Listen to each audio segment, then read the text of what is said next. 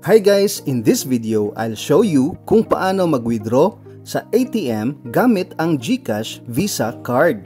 Ang dali lang guys, sundan lang ang step-by-step tutorial na ito.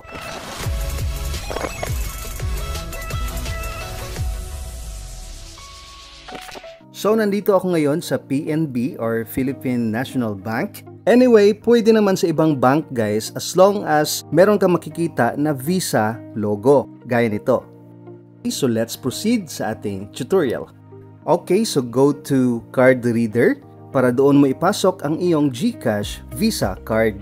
Take note guys, make sure na nakaganito yung Visa card mo. Nasa unahan yung chip or ang Wave logo. Alright, so pag naipasok mo na ang iyong GCash Visa card, so ngayon is i-input mo na ang iyong PIN number. Hindi ito yung MPIN mo sa GCash account mo ha, kundi ito talaga yung 6 numbers na PIN ng iyong GCash Visa card. Alright, so after mo ma-input ang iyong PIN number, it's up to you if you withdraw cash directly or mag-balance inquiry ka muna.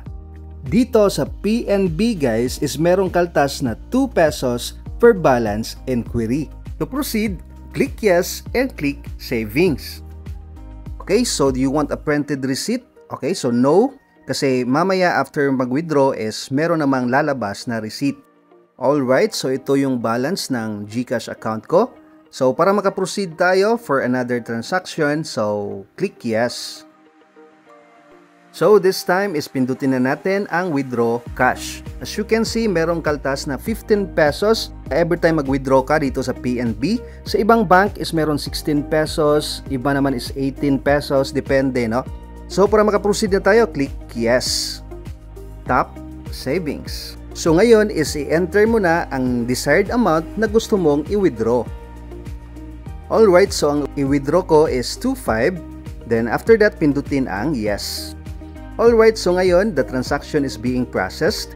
Then, after that is lalabas na ang iyong GCash Visa card. Okay, pwede mo nang kunin. Next is lalabas na rin ang iyong cash or pera sa cash dispenser. Okay, so count it and don't forget to get your receipt before you leave.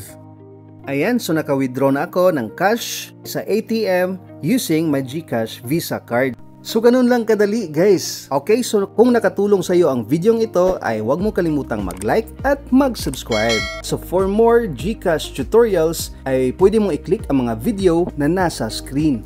Alright, thanks for watching guys. God bless and enjoy life.